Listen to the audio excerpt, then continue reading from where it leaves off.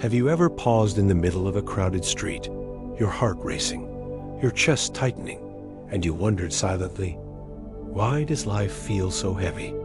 Modern life moves at a pace faster than any of us can truly absorb. We live in a world where emails never stop, where deadlines press against our ribs, where notifications buzz in our pockets like restless insects. We scroll through endless feeds, yet somehow feel more empty. We earn more, consume more, chase more, and yet peace remains as distant as the horizon on a highway. Beneath the glittering lights and polished smiles, millions are quietly drowning in stress, anxiety, loneliness, and the aching sense that something vital has been lost. This heaviness is not just yours. It is the collective condition of an age obsessed with doing, achieving, and proving. People wake up already exhausted. They carry invisible weights, the fear of failure, the worry of money, the ache of broken relationships, the endless loop of overthinking. At night, even in the silence of their rooms, the mind refuses to rest. It replays old conversations. It imagines disasters. It whispers doubts like a relentless storm. Many feel trapped in a prison built not of walls, but of thoughts. And yet, within this darkness, there is a door. For thousands of years, the teachings of the Buddha have pointed toward that door, not as a dogma, not as a rigid set of rules, but as a living wisdom that speaks directly to human suffering. These teachings do not ask you to believe blindly.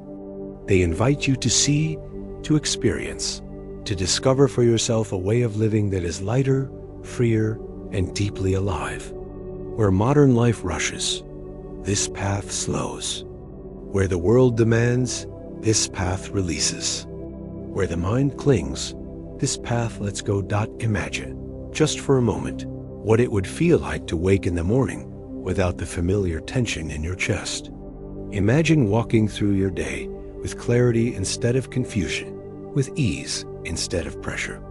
Imagine relationships rooted not in fear or demand, but in compassion and understanding. This is not a fantasy. It is the natural state of a mind untangled, a heart unburdened, and a spirit at peace. And it is possible for you. This journey we are about to take together is not theoretical. It is practical, rooted in the lived struggles of human life. Stress that tightens the body, money worries that keep you awake, relationships that fracture under misunderstanding, anxiety that steals your breath, loneliness that gnaws at your soul. For each of these pains, the teachings of the Buddha offer not escape, but transformation. They do not erase life's challenges. They show us how to meet them with a new strength, a new perspective, a new freedom. Over the course of these hours, we will walk through 10 essential doorways. Each doorway begins in the shadow of suffering, but opens into light. We will look honestly at the pain so we can feel its weight. We will dive deeper into its roots so we can see clearly why it grows. And then, through the wisdom of mindfulness, compassion, letting go, and trust, we will discover the path to relief. Slowly, step by step, the mind's prison loosens. Slowly, the heart remembers its natural ease. Slowly, you find yourself walking not as a prisoner of thoughts, but as a free human being.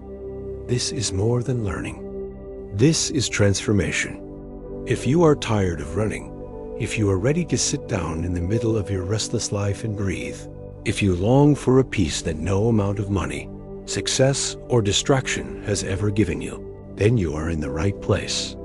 Together, we will travel from pain to freedom, from noise to silence, from fear to love.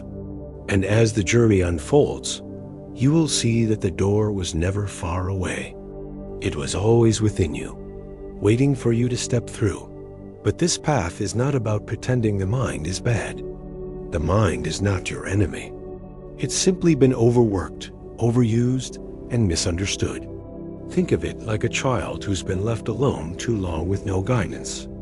It panics, it worries, it runs wild, not because it's evil, but because it doesn't know another way. And here is where the deeper teaching begins. You don't silence the mind by force. You soften it with presence. You bring awareness like a gentle hand resting on a frightened shoulder. You say to your mind, "It's okay." You don't have to fix everything. You don't have to know the future. You don't have to replay the past. This voice, the voice of your higher awareness, begins to replace the old voices of fear. And over time, the mind starts to relax. It starts to trust. It starts to rest. Not because the world is perfect, but because you are no longer lost inside the world of thoughts. You are watching them rise and fall like waves. You are resting in the ocean itself. This is the beginning of liberation. It's not dramatic. It's not loud. But it's real. It's steady. And it builds. Like a muscle. Like a habit.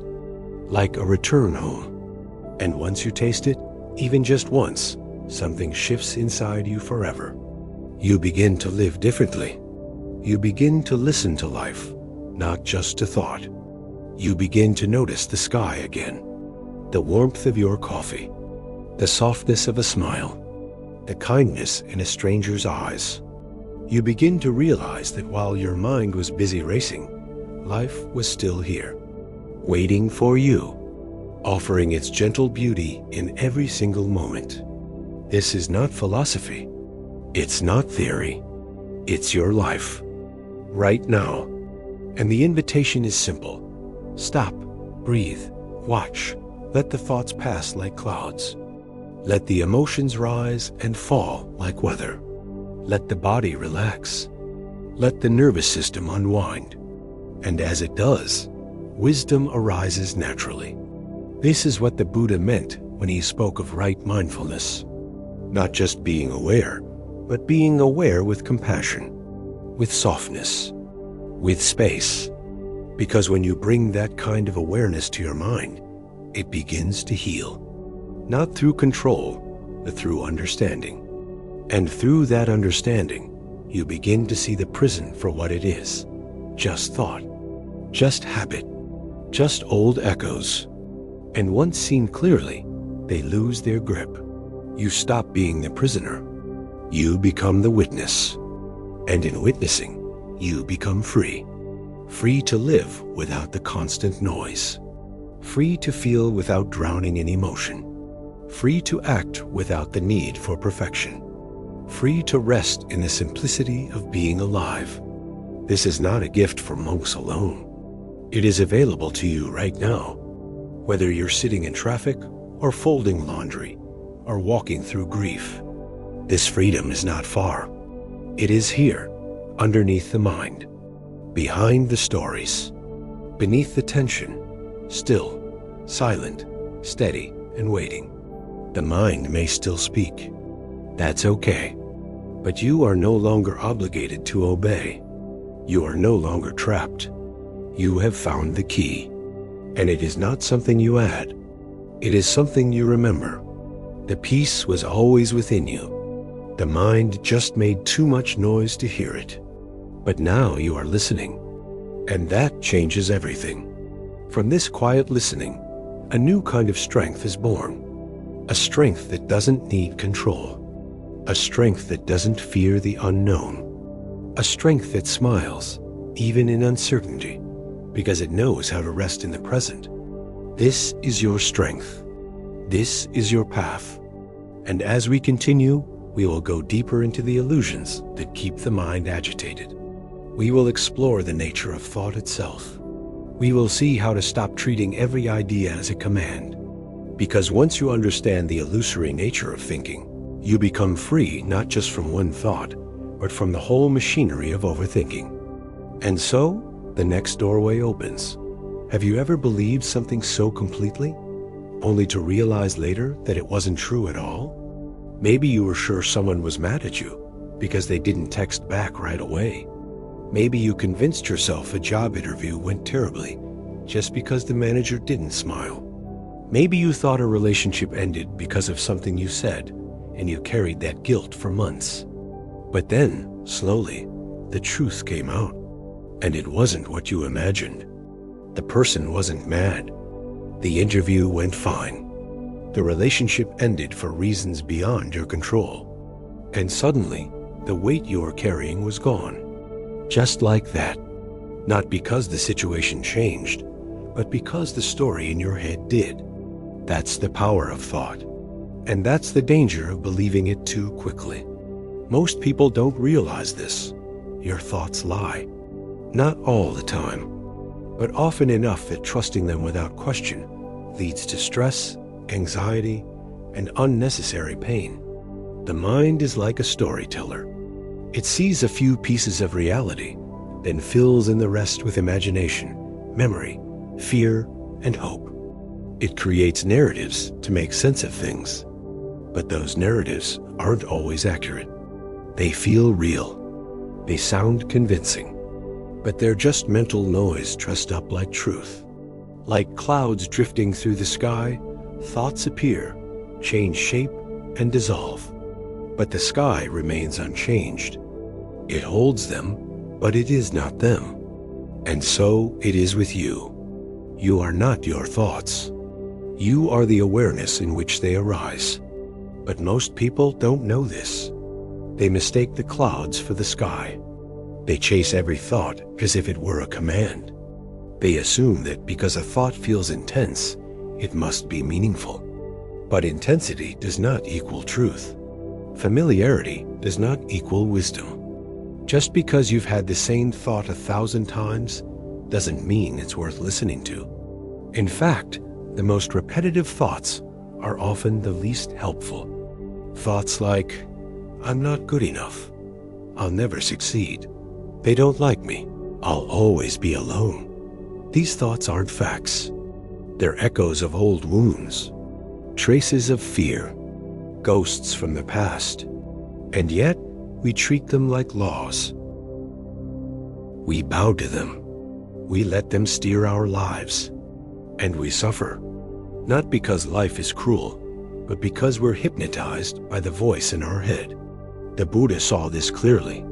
He taught that suffering arises from ignorance, not knowing the true nature of reality. And one of the deepest forms of ignorance is mistaking thought for truth.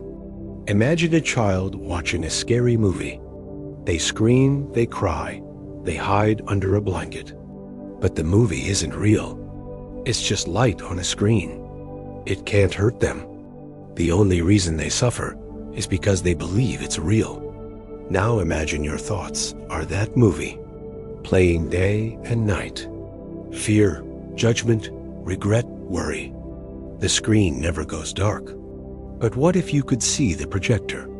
What if you could realize you're not the actor, not the character, not even the story, but the space in which it all appears? Suddenly, there's freedom. You no longer have to take every thought seriously. You can listen without reacting. Watch without obeying.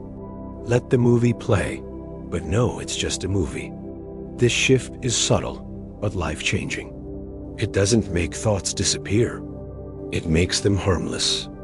Like watching clouds instead of getting caught in the storm. This is what the practice of mindfulness reveals. Not peace through control, but peace through clarity. When you see thoughts as temporary, you stop clinging to them. You stop fearing them. You start to live from a deeper place. A place of grounded presence. A place of choice. Because the truth is, most thoughts don't need your attention. Most of them resolve on their own if you don't feed them. But the more you believe them, the more they grow. Thought feeds on belief, on repetition, on emotion. It's like a fire that needs wood. If you stop throwing logs on it, it dies down. It fades. It returns to stillness. That stillness is your natural state. That clarity is your birthright. But reclaiming it means stepping back, watching the mind, questioning the narrative, interrupting the automatic loop, and asking, is this thought helpful? Is this thought true? Does this thought bring peace? These questions aren't meant to analyze. They're meant to loosen the grip, to create a crack in the wall of mental noise. And through that crack, light begins to pour in. Real light. The light of awareness, of truth, of presence. Let's go deeper. Think about how often a single thought ruins an entire day. You wake up feeling fine. Then one small idea appears. Maybe you remember something embarrassing. Maybe you think about a bill you forgot to pay. Maybe a fear whispers that you're falling behind in life. And suddenly, your mood shifts. The color drains from the moment. The sun is still shining, but your heart is heavy. You lose your appetite. You snap at people. You feel off, disconnected, anxious.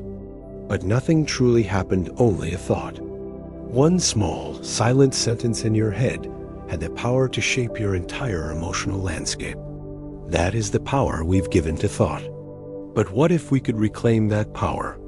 What if we stopped letting random mental commentary determine how we feel, how we act, who we believe we are?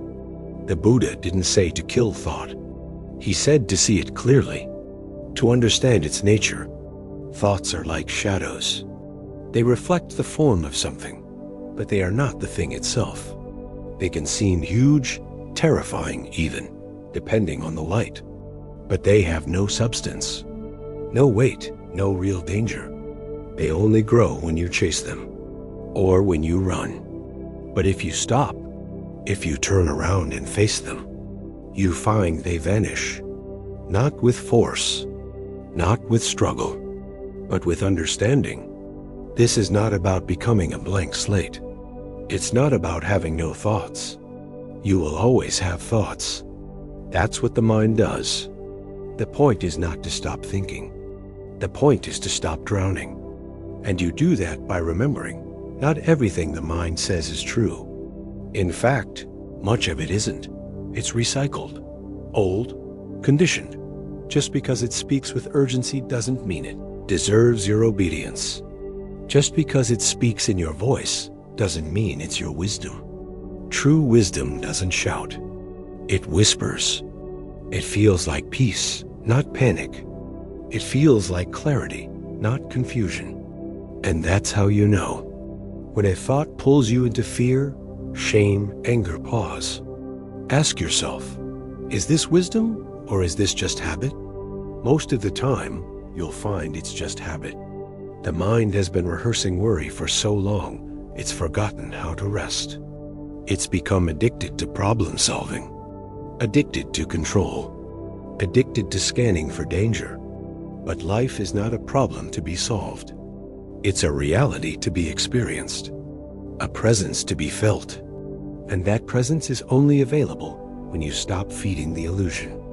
At illusion, a thought is real, thought is truth, thought is identity, is the core of our suffering. And every time you see through it, you loosen the chains. Every time you watch a thought without following it, you reclaim freedom. Like watching a bird fly across the sky. You don't need to catch it. You don't need to follow it. Just watch it come. Watch it go. Return to the breath. Return to now. This is the path of awakening. It doesn't require years in a cave. It requires attention, intention, curiosity, kindness. You start where you are. You notice one thought, one moment, one story you've believed for too long, and you breathe. You don't fight it. You don't fix it. You just see it. And in that seeing, it begins to dissolve. Like fog under sunlight, like mist in the morning. What remains is space, clarity, choice. And in that space, a new kind of life begins. A life not dominated by old mental scripts. A life not ruled by fear-based narratives. A life guided by awareness, compassion, and truth. This is the fruit of right understanding. Not a perfect life, but a free one. And as you continue walking this path, you will begin to notice how often thought tries to pull you back into the old grooves, the old drama, the old pain. And that's okay. That's normal. That's part of the process. But now you have a new response. You watch. You breathe. You smile. And you let it pass. The clouds will always come, but the sky is untouched. And you are the sky, not the weather, not the thought, not the fear. You are the space that holds it all, quiet, vast, unshaken. When you live from this knowing, everything changes. Not all at once, but steadily, gently, like dawn breaking over the horizon. The darkness fades, the light grows, and you begin to see life as it truly is: imperfect, unpredictable, but deeply sacred, deeply alive, and worth showing up for, one mindful breath at a time. And now that you've seen how thought is not truth, but shadow, how stories are not reality, but habits, you are ready for the next truth. A deeper layer, one that explains why these stories grip you so tightly, why the mind doesn't let go easily. And that truth lives in one word: attachment. The next doorway reveals how the thoughts that hurt us most are not random. They are the ones we cling to, the ones we believe we need. But what if we didn't? What if freedom is not in more thought, but in letting go? Why is it so hard to let go? Why do certain thoughts, memories, and emotions stick to us like glue? We don't choose to suffer, yet we return to the same painful stories again and again. A single insult from years ago still echoes in our mind. A past failure continues to define us. A lost relationship still causes a silent ache in our chest. And even though we know holding on hurts, we grip tighter. It's like carrying a burning coal in our hand and refusing to drop it, hoping somehow the fire will turn to warmth. But it doesn't. It just burns. This is the burden of attachment. Attachment is not just about material things. It's not just about people or possessions. It's about clinging to thoughts, to identities, to expectations, to control. And this clinging is not conscious. It is a habit, a reflex, a learned response from years of believing that our thoughts define us, that our pain is meaningful, that our worries are necessary. But they aren't. The Buddha taught that attachment is one of the root causes of suffering, not because we shouldn't love or care, but because we mistake impermanent things for permanent ones. We believe we can hold on forever, to success, to youth, to approval, to certainty. But everything in life changes, and the more we resist that truth, the more we suffer. Imagine your mind as a room filled with objects. Some are useful, some are broken, some are old memories collecting dust, some are fears disguised as furniture. You carry all of it everywhere you go. No wonder you're tired. No wonder peace feels distant. You are dragging the entire past with you, hoping it will give you stability. But it only gives you weight. True freedom begins the moment you're willing to release even one thing. One story, one belief, one expectation. And in that release, space returns, breath returns, clarity returns. But letting go is not easy because attachment feels safe. It gives us an identity. It tells us who we are. If I'm the one who was hurt, then I have a reason to be guarded. If I'm the one who failed, then I don't have to try again. If I'm the one who was abandoned, then I never have to risk love. These roles feel familiar. They protect us from uncertainty, but they also trap us. They become chains we forge ourselves. Chains made of memory, fear, pride, and pain. And slowly, we begin to confuse the chains for who we are. But you are not the story. You are the one who sees it. You are not the chain. You are the key. And that key is awareness. Awareness shows you what you're holding. And once you see it clearly, you can begin to loosen the grip. You can begin to ask, do I need this thought? Is this story helping me? What am I afraid will happen if I let it go? These are not small questions. They are doorways. They take you from unconscious clinging to conscious choice. And choice is power. Choice is healing. Choice is freedom. The Buddha didn't say to stop caring. He said to stop clinging. You can love without attachment. You can feel without drowning. You can remember without being ruled by the past. But first, you must notice what you're carrying. What thought keeps returning like a heavy bag you forgot to unpack? What belief keeps whispering that you are not enough? What image of yourself are you trying so hard to protect? These are the chains, and you have the strength to begin letting go. Not all at once, not forever, just for now, just for this breath, just enough to feel a little lighter. Because every time you release even a small attachment, you create space for peace, for truth, for presence, for real joy. And that joy is not a reward. It's your natural state. It's what rises when the noise falls away. It's what emerges when the burden is set down. And once you feel that, once you taste the ease of letting go, you'll wonder why you ever held on so tightly in the first place. But letting go does not mean forgetting. It does not mean pretending nothing happened. It means choosing not to carry what is no longer serving you. It means honoring the past without dragging it into the present. It means feeling pain without becoming it. Most people confuse attachment with love. They believe that to love someone means to hold tightly, to worry constantly, to fear losing them. But that's not love. That's control. Real love is spacious. It allows others to grow, to change, to be free. And it offers you the same. The same is true for self-worth. Many people tie their self-worth to achievements, appearance, productivity.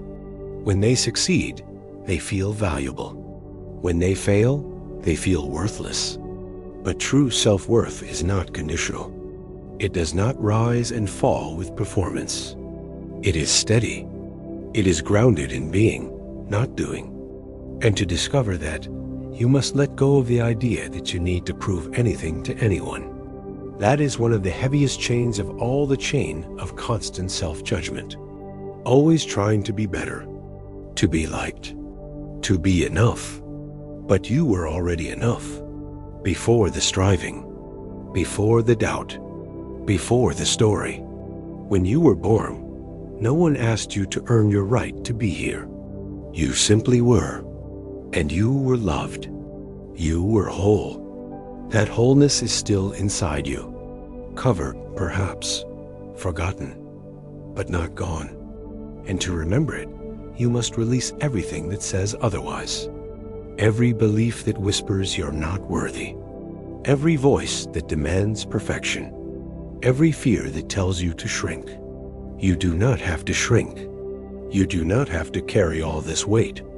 You were not born to suffer under the burden of imaginary expectations. You were born to move freely, to love openly, to live lightly. And that kind of life begins with courage. The courage to let go, to risk not knowing who you are without the old story, to trust that what remains is enough. More than enough. This is what the Buddha called non-attachment, not indifference, not numbness, but a deep, open trust in the impermanence of all things, a willingness to flow with change instead of fighting it, a knowing that peace is not in holding on, it's in releasing. That doesn't mean you stop caring. It means you care without fear. You act without clinging to outcome. You give without expecting return. You live without gripping every moment so tightly it breaks. And you begin to notice that life moves more gracefully this way. That joy arises more often. That pain passes more quickly. That the heart softens. The mind quiets. The breath deepens. and you begin to feel something unfamiliar, lightness. You walk differently. You speak with less urgency. You listen more deeply, and you start to trust. Trust the flow of life. Trust the intelligence of change. Trust that you are supported, even when you can't see how. This is not just a practice. It is a way of being, and it unfolds over time. One breath at a time. One release at a time. One moment of clarity after another, until the chains feel like threads, and the burden becomes breeze. And you wake up one morning and realize, I am no longer dragging the past behind me. I am standing in the present, fully here, fully alive, and ready to walk forward without fear, without armor, without the weight, because I've learned how to let go. And now, as we continue, we come face to face with the next illusion, the one that keeps us clinging even when we know better. It whispers that if we can just plan enough, control enough, predict enough, we will be safe. It makes us overthink, overprepare, overmanage. But all of this is rooted in one silent fear, the fear of uncertainty. The next doorway is not about letting go of thoughts or stories, but letting go of the need to control life itself. Because peace does not come from controlling the unknown. It comes from learning how to trust it.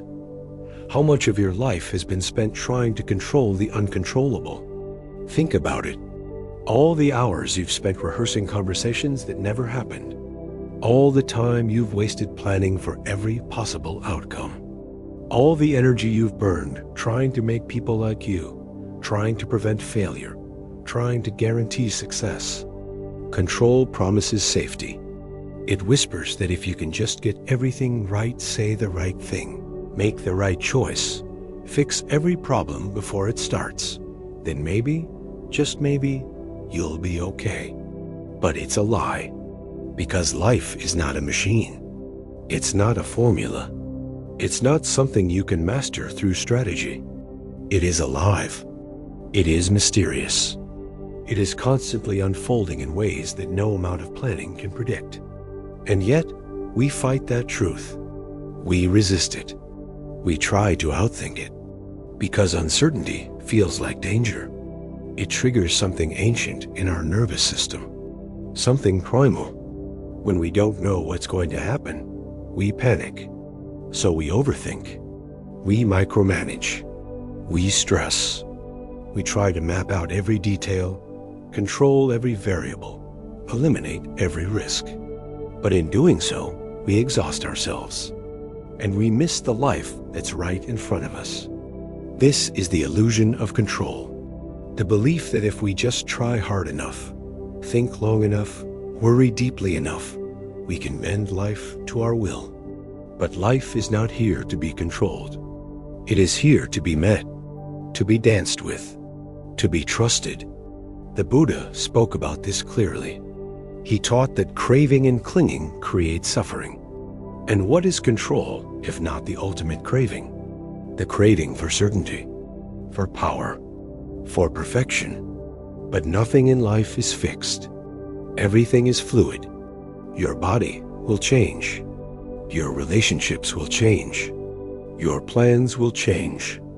Even your mind, your thoughts, your emotions, they rise and fall like the tide. So how can we build peace on something that moves? We can't. That's why the wise ones didn't teach control. They taught surrender. Not passive resignation, but active trust. A deep, grounded willingness to let life be what it is not, to respond instead of react, to adapt instead of resist. This is not weakness. It's strength. It takes courage to trust what you cannot predict. It takes maturity to allow what you cannot understand. It takes wisdom to flow with life rather than against it. Imagine standing in a river. The current is strong. If you try to grip the rocks and resist the water, you'll tire quickly. You'll struggle. You'll suffer. But if you learn to float, to trust the current, to move with it, you find ease. You find rhythm. You begin to enjoy the journey. That's what letting go of control feels like. Not giving up, but giving in to the flow of life. Letting go of the belief that you have to know everything. Letting go of the belief that peace only comes after all the pieces are perfectly arranged. Because here's the truth, the pieces will never be perfect. Life will always surprise you. People will change. Circumstances will shift. Emotions will rise and fall. And that's not a problem. That's the nature of existence. And once you stop trying to fight that truth, something opens inside you. Something soft. Something quiet. Something wise. You begin to realize that you are not here to control the river. You are here to trust its direction. And that trust brings a peace deeper than anything control could ever offer. Asterisk. But what if you let go and everything falls apart? That's the fear, isn't it? That if you don't stay in control, something terrible will happen. You'll make the wrong choice. You'll lose your chance. You'll miss something important. So you stay alert. You stay tight. You stay tense. But look at what that tension costs you. Sleepless nights. Racing thoughts. A body that never relaxes. A heart that never feels safe. A life lived entirely in the mind. You may be holding everything together on the outside, but inside you are unraveling. And the truth is, things still fall apart, even when you try to control them. Plans still fail. People still leave. Unexpected things still happen. So what if the real safety comes not from controlling life, but from learning how to meet it with grace? What if peace comes not from knowing what's next, but from knowing that whatever comes, you will meet it with presence? This is the deeper invitation, to move from fear-based control to wisdom-based trust. Not blind trust, not naive hope, but grounded trust in the unfolding nature of life. Trust that the same intelligence that makes flowers bloom and oceans rise and fall also lives in you. Trust that you don't have to figure out every step before you take the first one. Trust that you can live this moment fully and let the next moment reveal itself in time. This kind of trust changes everything. You stop trying to fix every problem before it exists. You stop scanning for danger in every interaction.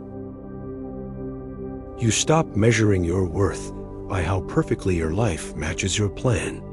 You start breathing again. You start sleeping again. You start laughing again, not because life is perfect, but because you've stopped demanding it be. You begin to live with openness, with curiosity, with the kind of wonder you had as a child before the world told you to be afraid. And slowly, your life becomes less about control and more about connection. Connection to your breath, to your body, to the people around you, to the mystery of life unfolding in real time. That mystery becomes your teacher, not something to be feared, but something to be explored. You learn to listen, to feel, to respond. You learn that not knowing is not weakness. It is freedom. And in that freedom, a deeper intelligence emerges. Call it intuition. Call it inner guidance. Call it the quiet voice of wisdom. Whatever name you give it, it speaks only when the noise of control quiets down. It speaks through stillness, through presence, through the gentle clarity that arises when you stop trying to manage everything. The Buddha taught that clinging to certainty is suffering, but he also taught that peace is possible in the middle of uncertainty. Not after everything is resolved, but right now, in the middle of the mess. And that peace begins with one small, radical act, letting go. Letting go of the belief that you are in charge of how life unfolds. Letting go of the belief that you need to be perfect to be safe. Letting go of the belief that surrender is failure. Surrender is not failure. It is wisdom. It is knowing when to act and when to allow. It is knowing when to push and when to pause. It is knowing that you are not separate from life. You are part of it. And life knows how to carry you if you let it. So the next time you find yourself spiraling into worry, ask gently, what am I trying to control? And is it working? Most likely, it isn't. Most likely, the very act of trying to control is what's causing your suffering. And if that's true, then maybe the answer is not in doing more, but in releasing more, in trusting more, in breathing more. Because sometimes the most powerful thing you can do is nothing. Just pause, just breathe, just allow. And from that stillness, you begin to feel the flow of life again. A current that was always moving, always guiding you, even when you couldn't feel it. And now, with control no longer gripping your heart, you're ready for something deeper. Because when control fades, the present moment opens. And in that presence, you begin to see just how noisy your mind has been. Not just controlling, but scattered, restless, jumping from one thought to another like a wild monkey in the trees. That monkey mind keeps you spinning, distracted, disconnected. And now that you've begun to let go, you are finally ready to tame it, to anchor your awareness, to reclaim your focus. That is the next doorway. And it begins with a single breath. Have you ever tried to sit still and do absolutely nothing and felt like your brain refused to cooperate? The moment you pause, the moment there is silence, your mind starts jumping. You think about what you forgot to do. You remember something embarrassing from 5 years ago. You plan dinner. You worry about money. You judge yourself for not being productive. You wonder if you should be doing something else right now. The thoughts come one after another, like monkeys swinging wildly from branch to branch, never stopping, never resting. This is what ancient teachers called the monkey mind. It's restless. It's reactive. It's chaotic. And it's exhausting. You try to focus, and the mind wanders. You try to relax, and the mind races. You try to be present, and the mind pulls you into the past or the future. But this isn't your fault. You didn't create the monkey mind. It's part of being human. It's a product of evolution designed to scan for danger, solve problems, stay alert. The problem is, in the modern world, the mind never gets a break. It's constantly overstimulated. Notifications, news, noise, advertising, endless choices, endless demands. No space, no stillness. So the monkey never climbs down. It just keeps swinging. But what if there was a way to calm it? Not by force, not by shouting at it to stop, but by offering it something steady to hold on to. Something real. Something now. That's what mindfulness is. It's not about controlling the mind. It's about anchoring it, guiding it back again and again to the present moment, noticing when it wanders without judgment, gently returning again and again, like training a puppy, not punishing a failure. The Buddha taught that presence is not something we find. It's something we return to. It's already here. It's the ground beneath your feet, the breath in your lungs, the sound of wind outside your window, the warmth of sunlight on your skin. These are not thoughts. These are direct experiences. And the more time you spend in direct experience, the less power thought has over you. The monkey mind loses its grip when you stop feeding it with fear and distraction. Instead, you give it something real. The breath is one of the simplest, most powerful anchors. Always available. Always in the present. You don't need to change it. Just notice it. Feel the inhale. Feel the exhale. Feel the space in between. Every time you return to the breath, you come home. Home to your body. Home to the now. Home to the place where life is actually happening. And from that place, clarity begins to rise. Not all at once, not dramatically, but quietly, steadily, like fog lifting in the morning. Suddenly, you see more clearly. You hear more deeply. You feel more alive. And the monkey begins to settle. Not because you forced it, but because you gave it what it was really looking for: peace. All along, your mind wasn't trying to hurt you. It was trying to keep you safe. But it didn't know how. It thought the answer was more thinking, more planning, more worrying. But the real answer is presence. Not the future, not the past, but now. Now is where life touches you. Now is where peace lives. Now is where healing begins. And here's something beautiful. Every time you return to the present, even for a single breath, you are healing something ancient inside you. You are telling your nervous system that it's safe. You are telling your heart that it can open. You are telling your mind that it doesn't have to figure everything out right now. This is how the monkey becomes still. Not through control, through care, through consistency, through gentle redirection. And the more you practice, the easier it becomes. The pathways in your brain begin to change. You become less reactive, less overwhelmed, less scattered. You start to notice moments of quiet between thoughts. You start to feel your body again. The way your chest rises when you inhale. The subtle pressure of your feet on the ground. The simple miracle of being here. Fully, that's the true gift of anchoring. It brings you back to life. Because when the mind is always racing, you miss things. You miss the way your child looked at you this morning. You miss the warmth in someone's voice. You miss the joy of doing one thing with your full attention. But presence gives those moments back. It makes the ordinary sacred again.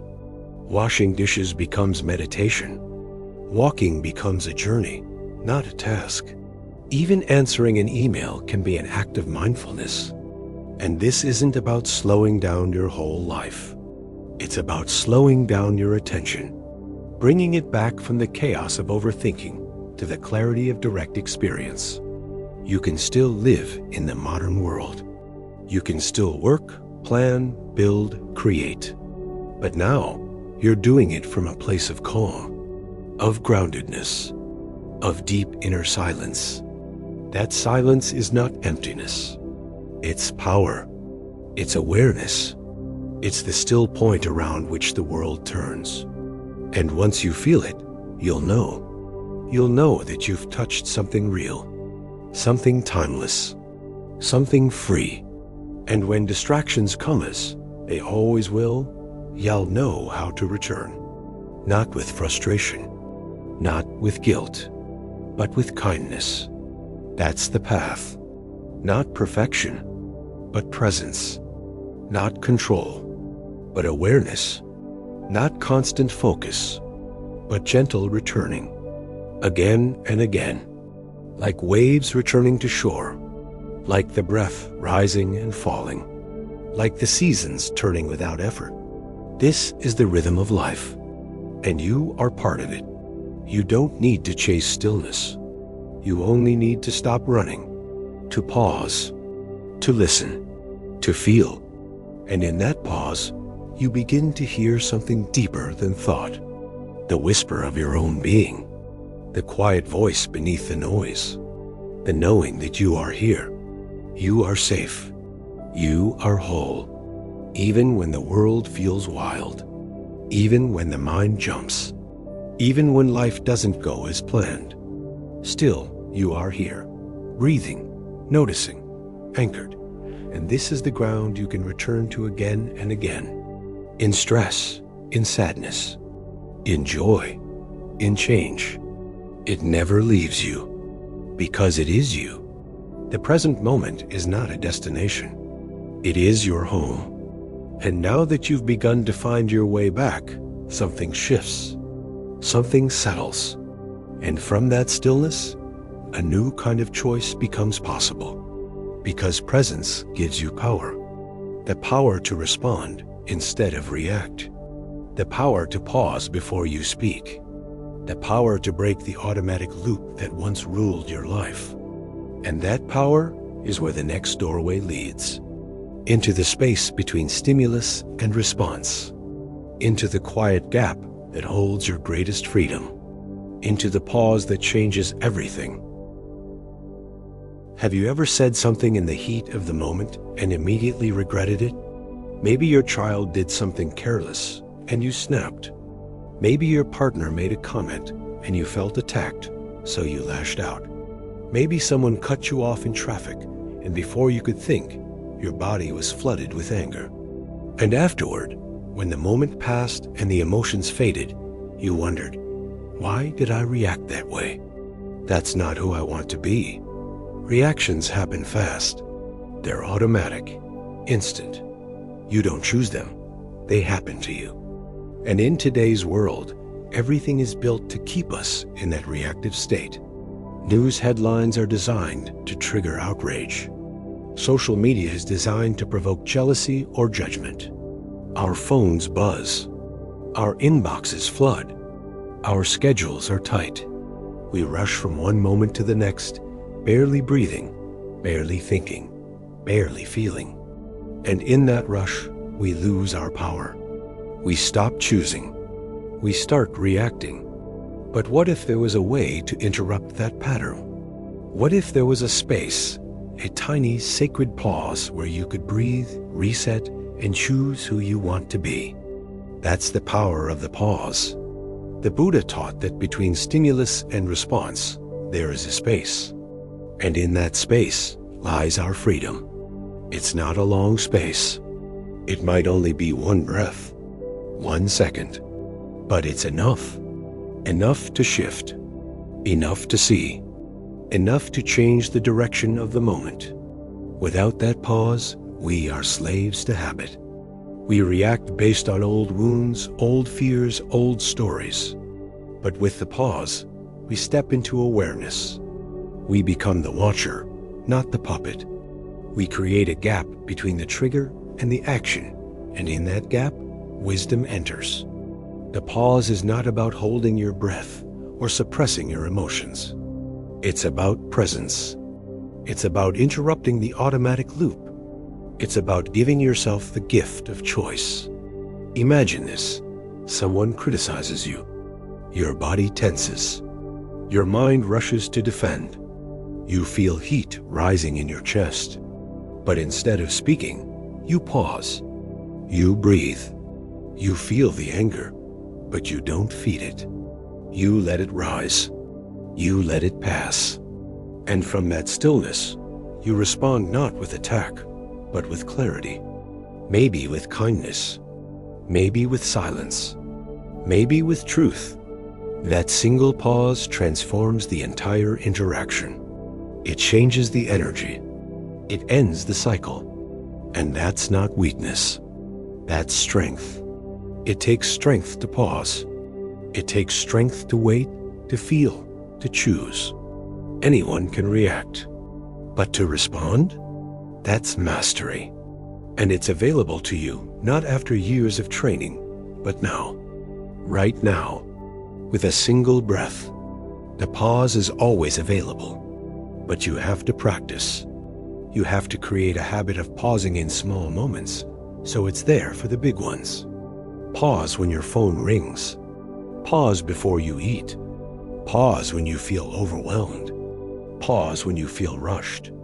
Use the pause not as an escape, but as a doorway. A doorway into deeper awareness, into compassion, into calm. Because what lives on the other side of the pause is not emptiness, it's intention. It's wisdom. It's peace. And what begins as a small pause soon becomes a new way of living. You start to catch yourself before you speak out of anger. You stop yourself from sending the impulsive message. You feel the frustration, but you don't act it out. You notice the tension, but you don't project it. You begin to live with more grace, more intention, more space between what happens and how you respond. And people feel that. Your children feel it. Your partner feels it. Your coworkers feel it, because your energy changes. Your presence deepens. You become less reactive and more grounded, less impulsive and more compassionate. You begin to embody wisdom, not just understand it. That's what the pause makes possible. It's the doorway between who you were and who you're becoming. And the more you walk through it, the more natural it feels. You begin to trust that you don't have to react instantly, that you can wait, that you can breathe. That silence is not weakness, and stillness is not retreat. They are signs of inner strength. They are signs that you are no longer being pulled by every emotional wave. You are learning to surf. You are learning to flow. And when you start to live this way, something remarkable happens. Life becomes less dramatic. Not because life changes, but because you change. The same situations arise, but now you meet them with awareness, with steadiness, with choice. And that transforms everything. Your nervous system begins to relax. Your relationships soften. Your mind quiets. Not because you've solved every problem, but because you've stopped feeding every fire. You've learned to pause, to listen, to choose. And that pause ripples outward. It influences the people around you. It breaks cycles of conflict. It creates space for understanding. It turns arguments into conversations. It turns defensiveness into connection. This is not a small thing. It is the foundation of peace. Not just inner peace, but peace in your home, your community, your world. And it begins with you, with one breath, with one pause, with one choice not to react, but to respond. And yes, there will be moments when you forget, when you get swept up, when you fall back into old habits. That's okay. That's human. The practice is not about being perfect. It's about remembering, returning, again and again. Each time you come back to the pause, you strengthen it. You deepen the groove. You build the muscle. And eventually, the pause becomes your default. Your nervous system recalibrates. Your body starts to trust that it doesn't have to fight or flee. Your heart starts to trust that it's safe to stay open. And your mind starts to trust that it doesn't have to do all the work. That awareness will guide you. That wisdom will speak if you're quiet enough to hear it. The pause becomes sacred, not just in moments of tension, but in everyday life. You pause to appreciate, to feel, to notice. You pause to honor the moment, to drink it in fully, to be here alive, awake. And from that place, a new kind of living emerges. Not rushed, not reactive, but spacious, present, real. And now that you've felt the power of this pause, you're ready to take the next step. Because as the mind quiets and the reactivity fades, you begin to notice something else. Something more subtle, but equally powerful. The way your mind turns life into stories. The way it adds meaning to every moment. The way it creates drama where there is only experience. And that habit, that compulsive storytelling, is the next illusion to be seen through. The next doorway to be walked through. Because if you can drop the story, you can return to truth, to life itself. And that is where we go next. Have you ever caught yourself spinning a story in your head and realized it was making you miserable? Maybe someone didn't reply to your message, and within minutes, your mind had built a full narrative. They're angry. They're ignoring you. Maybe they don't care at all. Or maybe you made a mistake at work, and suddenly the story begins. I'm incompetent. I'll get fired. I've failed again. These stories seem automatic, as if your mind can't help but explain, analyze, interpret everything that happens. And in the process, it turns life into fiction of fiction that often hurts more than the truth. The Buddha taught that suffering is born not from what happens, but from the stories we tell of what happens. We don't suffer because someone frowned. We suffer because we believe it means they dislike us. We don't suffer because of a breakup. We suffer because we believe we are not enough or that we'll always be alone. It's the meaning we assign, not the event itself, that creates pain. And the mind is relentless in its storytelling. It builds characters, plots, villains, tragedies. It turns simple facts into dramatic interpretations. And the more we believe these stories, the more disconnected we become from reality, from direct experience, from the actual texture of life as it is. Direct experience is simple. You feel warmth on your skin. You hear a sound. You notice your breath. There is no story, no judgment, no interpretation. Just presence, just being. And in that simplicity, there is peace. But the mind doesn't like simplicity. It craves meaning. It wants to label. It wants to understand. It wants to control. And so it narrates, constantly. You walk into a room and someone looks away. The mind says, they don't like you. You feel anxious. The mind says, you're broken. You wake up tired. The mind says, you're lazy. But none of those things are facts. They are interpretations, and they're often wrong. But we believe them anyway, because they feel familiar, because they fit the old script, because we've rehearsed them for years. But what if you could stop? What if you could drop the story, even for a moment, and simply feel what's real? Not what you think about the moment, but what's actually happening.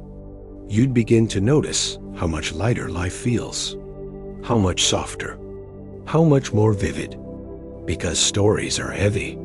They carry judgment, identity, pressure. But presence is light. It carries nothing. It simply receives. It opens. It allows. This is what the Buddha meant when he spoke of suckness, the ability to meet life as it is, without adding anything extra, without the mental filter, without the narrative. Just this, just now, just breath, just sensation, just truth. And from that place, wisdom arises. A different kind of wisdom, not the one that solves problems, but the one that dissolves them. Not the one that explains everything, but the one that sees clearly. Clearly enough to know the difference between thought and reality, between story and life. And that clarity changes everything. Because when you begin to see clearly, you begin to live differently. You stop jumping to conclusions. You stop assuming the worst. You stop creating problems where none exist. You start noticing what's actually here. You feel the breeze instead of thinking about how the weather should be.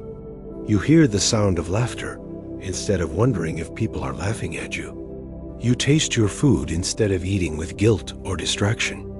You experience life, not your story about it, but the life itself, raw and alive. And this kind of presence is powerful. It doesn't mean you ignore reality. It means you meet it directly, without exaggeration, without distortion, without the mental commentary that turns a passing cloud into a storm. That commentary is a habit, and habits can be changed, slowly, gently, with awareness. You don't have to fight the story. You just have to see it. Notice when it begins. Notice what it says. Notice how it feels in your body. And then return. Return to the breath. Return to the sensation. Return to what is real. What is now. And the story begins to dissolve. Like smoke. Like fog. And what remains is truth. Not the dramatic version. Not the emotional exaggeration. Just the simple, clear truth. Someone said something. Your body reacted. A feeling arose. And it passed. That's it. No need to build a novel around it. No need to carry it for days. No need to let it define who you are. You are not the story. You are the awareness behind the story. You are the space that sees it come and go. And in that space, there is freedom. Freedom from old roles, old identities, old scripts that kept you small. You don't have to be the victim. You don't have to be the hero. You don't have to be the one who always gets it right. You just have to be here, as you are, with what is, fully awake, fully alive. And that is more than enough. This doesn't mean the mind will stop telling stories. It won't. That's what it does. But you don't have to believe every one. You don't have to get involved.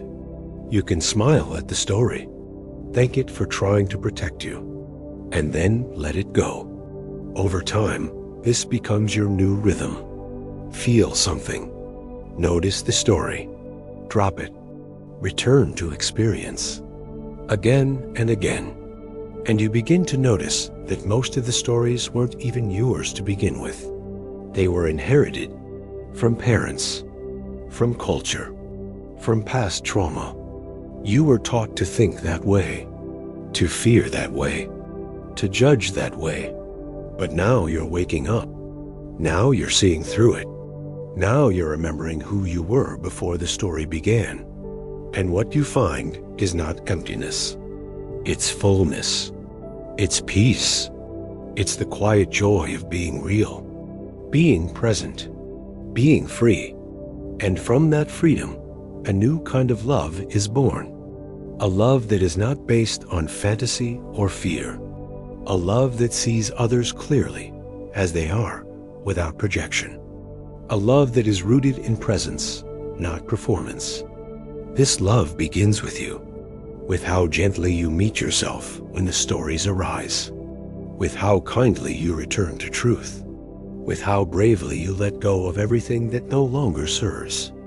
And now that you've touched this clarity, this direct experience, you're ready to go even deeper.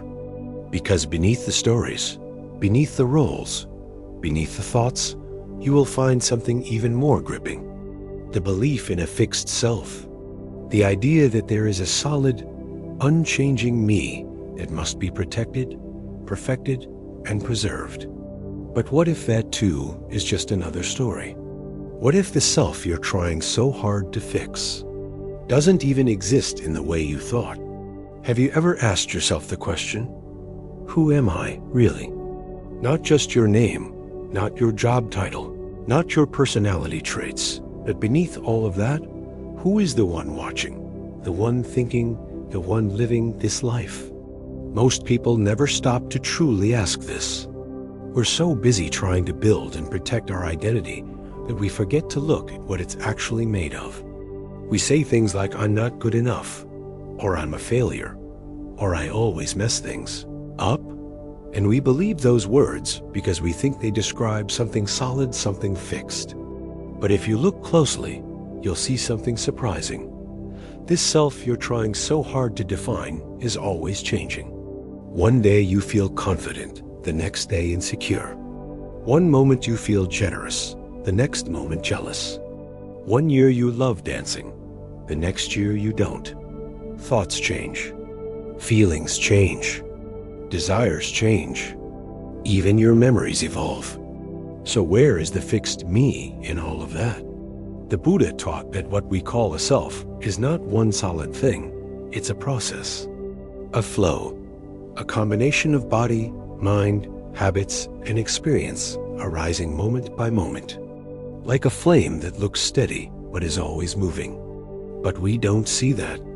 We cling to the illusion of a permanent self. We create an internal image, a story about who we are, and then spend our lives defending it, improving it, comparing it, proving it. And in that struggle, we suffer. Because the more tightly we cling to a fixed identity, the more threatened we feel when life challenges it. Someone criticizes us and we feel attacked, not because of the words, but because they pierce the image we're protecting. We fail at something, and instead of seeing it as an event, we take it personally. We say, I am a failure, not I experienced failure. The self becomes a prison. a fragile construction that needs constant validation and control. And every time we believe we have to prove ourselves, every time we feel unworthy, every time we compare, judge, or defend, that's the illusion at work. But what if you didn't have to do that anymore? What if the self you're trying to protect isn't something solid at all? What if it's more like a costume, something useful in certain moments, but not something you have to wear all the time? That shift in perspective is liberating. It doesn't mean you disappear. It means you loosen the grip. You stop taking everything so personally. You stop building your worth on achievements, appearances, opinions. You start to see yourself not as a noun, but as a verb, not a fixed identity, but a living process. And from that realization, a deep peace arises.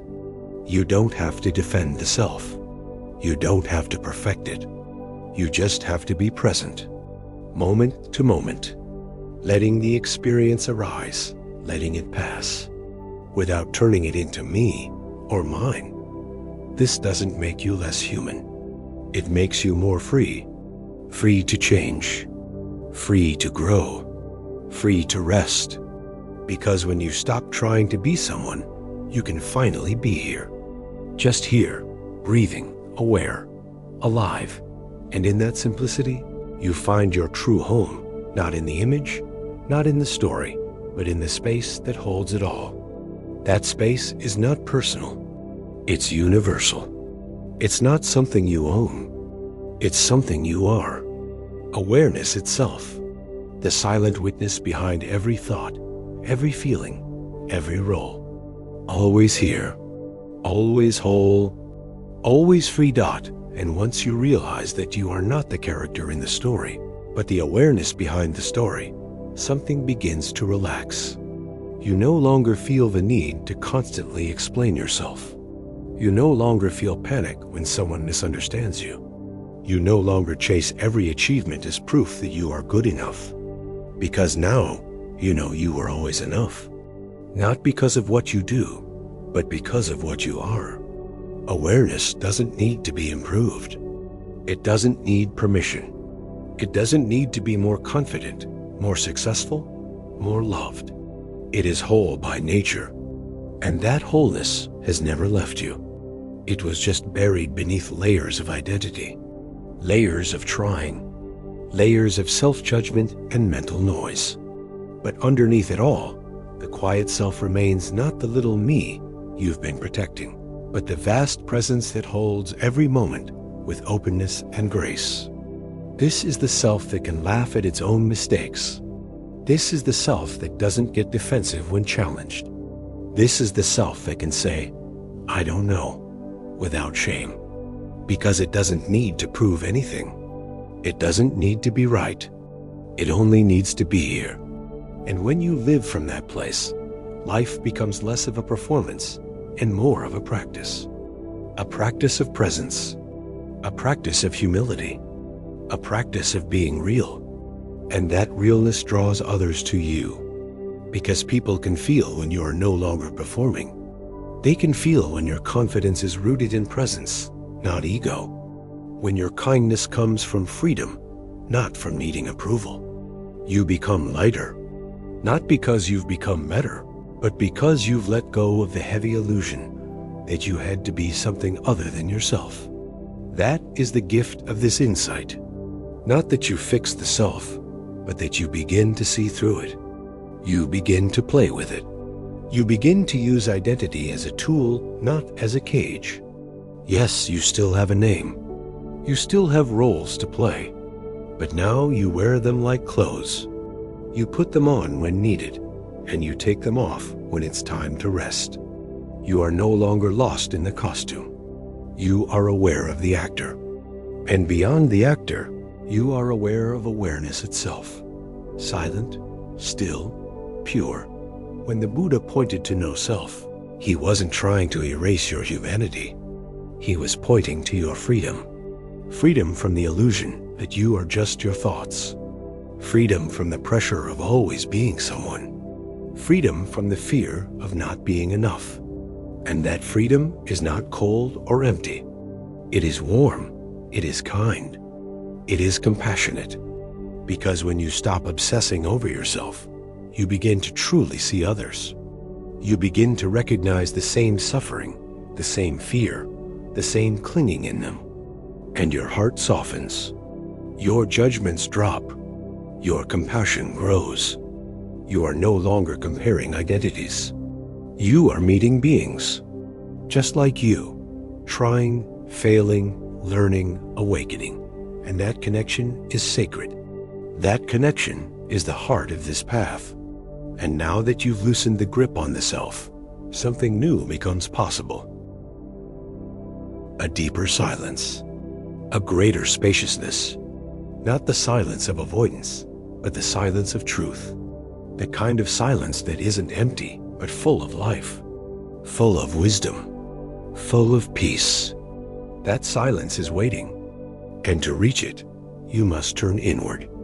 You must step away from the noise, from the endless opinions, distractions, content, and enter the stillness that has always been calling you home. Have you noticed how loud the world has become?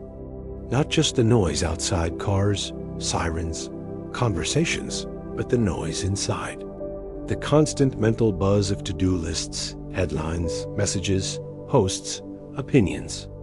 Everywhere you go, something is trying to grab your attention. A notification, a screen, a sound, a voice, and over time, all this stimulation begins to feel normal.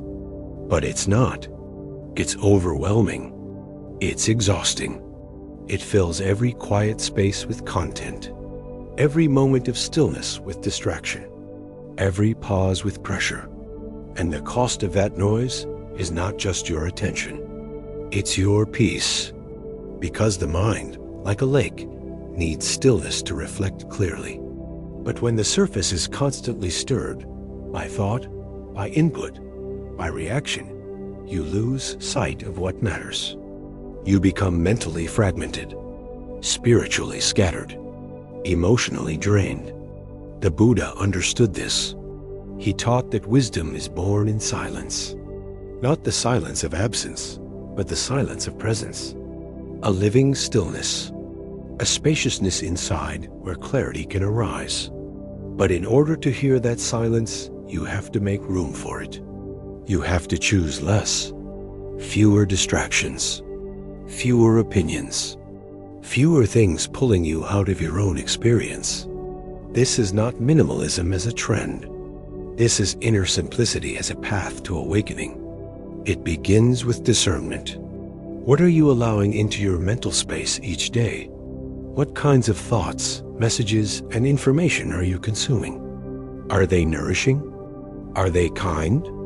Are they true? Or are they simply noise? Most of us don't realize how much mental garbage we consume, how many unconscious choices we make. We reach for our phones the moment we feel a pause.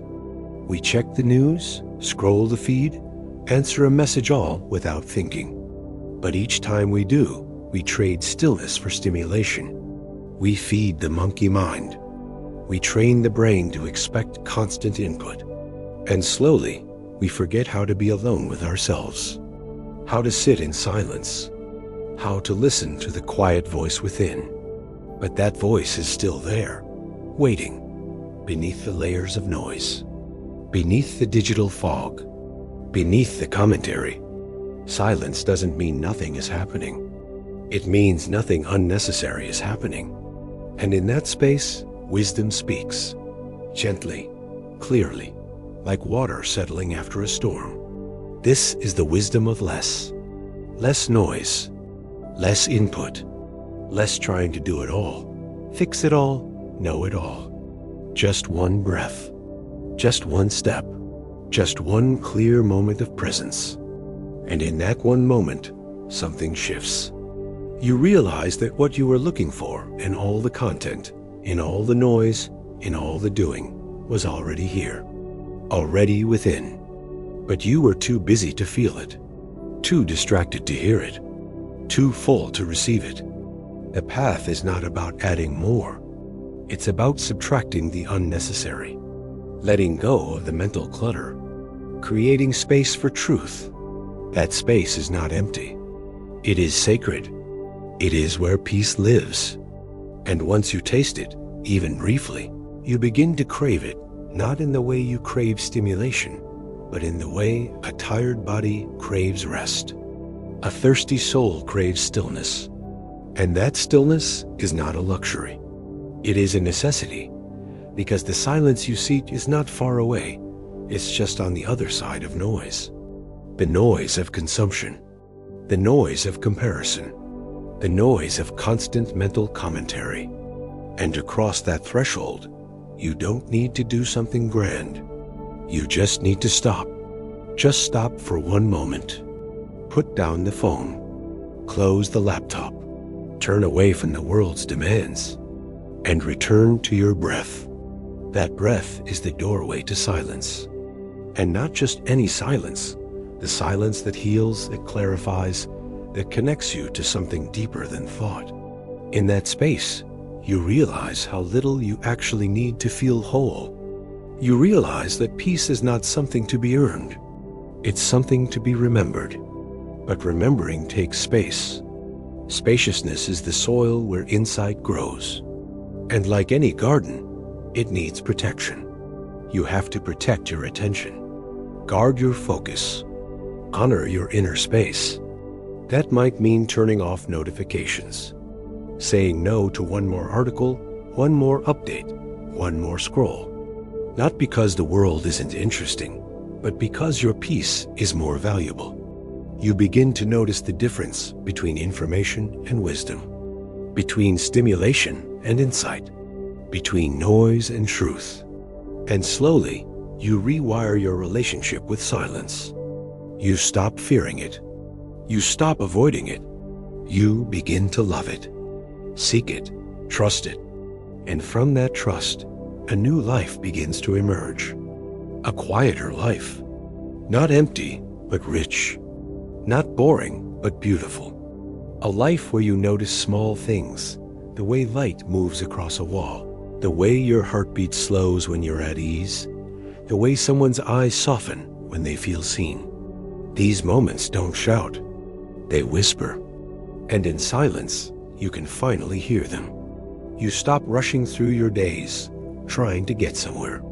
You stop multitasking your way out of the moment. You start showing up fully, listening deeply, being here. And from that presence, something else awakens. A deeper intelligence. A knowing that doesn't need to be explained. A wisdom that cannot be downloaded or Googled. It rises from the quiet, from your stillness, from within. The Buddha called it the inner refuge, the place you return to when the world becomes too much. Not to escape, but to remember. Remember who you are beneath the noise. Remember that clarity does not come from adding more, but from removing what no longer serves. This is the wisdom of less. Not poverty, but simplicity. Not withdrawal, but presence. Not silence for silence's sake, but silence as a sacred space for truth to rise. And now, with this stillness alive in you, with this new space inside you, you are ready for the final step, the highest paradox. The realization that peace does not come from effort. It comes from allowing. It comes from stopping the endless trying and discovering the power of doing nothing. Not in laziness, but in harmony with the flow of life, in alignment with your true nature. The next doorway is the simplest, yet the most profound. The art of letting go completely. The art of wu-wei effortless peace. There comes a moment on every inner journey where you realize the answer is not to do more, but to stop. Stop striving. Stop fixing. Stop grasping. You've followed the thoughts, questioned the stories, released the attachments, returned to the breath. You've tasted silence. You've felt presence. And now, a new invitation arises not to try harder, but to do nothing. Not because you're giving up, but because you finally understand that peace is not something you create. It's something you uncover. It was always there, beneath the noise, beneath the effort, beneath the endless self-improvement. The ancient Taoist masters called this Wu Wei, the art of non-doing, of effortless action. Not laziness, not passivity, but alignment, flow, living in such harmony with life that your actions arise naturally, without force, without friction, without struggle. It's the way water shapes a mountain, not by trying, but by flowing. It's the way the seasons change, not with effort, but with rhythm. And you, too, are made for this rhythm. But the modern world has taught you the opposite. It has taught you to hustle, to grind, to always be moving, pushing, achieving. It says rest is weakness. It says stillness is failure. It says success is constant motion. But that voice is tired now. That way of being has left you anxious, burnt out, disconnected. And so here, in this final turning, you are asked to trust a deeper intelligence. Not the intelligence of the mind, but the intelligence of life itself. Life that grows trees without effort, that heals cuts without instruction, that breathes your body without your control. This same intelligence flows through you. You don't have to manage it. You don't have to improve it. You just have to stop interfering. You just have to allow. When you stop grasping, life begins to flow again. When you stop trying to fix yourself, you begin to feel whole. When you stop resisting what is, you begin to feel peace. And from that peace, your next steps become clear, not because you planned them, but because you listened. Not because you forced them, but because you aligned. That's what Wu Wei teaches, not to give up, but to get out of the way, to allow life to move through you as you. And in doing so, you discover something radical. That stillness is not the opposite of life. It is the very heart of it. That your worth was never measured by your productivity. That your value was never tied to your performance. That you were never broken, just tired from the fight. And now you can rest. Not because everything is done, but because you finally understand that you don't have to do it all. You just have to be here, present, open, receptive, in harmony with what is. And from that space, everything changes, not because you made it change, but because you stopped resisting the change that was already unfolding. In this space of allowing, even action becomes effortless. You still move through life, but no longer from tension, no longer from the push of ego or the pull of fear. You move from intuition, from clarity, from alignment, like a bird that flies not by flapping frantically, but by catching the wind, like a dancer who moves not from memorized steps, but from feeling the music. Wu Wei is not about doing nothing. It's about not doing anything unnatural. It's about ending the war inside you, the constant pressure to be more, to prove more, to fix more. And in that surrender, you discover grace. You discover that things often work out better when you stop trying to control them. That people respond more warmly when you meet them with openness, not agenda. That your body heals faster when you rest. That your mind clears when you stop forcing it to think. You begin to live in harmony with reality, not in conflict with it. You begin to trust that life knows what it's doing, that there is a current moving through everything, and when you stop thrashing, you begin to float. And floating is not giving up. It's cooperating. It's participating in life without clinging. It's showing up without struggle. This is the peace that comes when you stop fighting the moment, when you stop needing it to be different, when you let it be. And from there, wisdom arises. Compassion grows. Joy returns. Not because you chased them, but because you made space for them. This is the paradox of spiritual practice. The less you do, the more you become. The more you let go, the more you receive. The more you trust, the more you are held.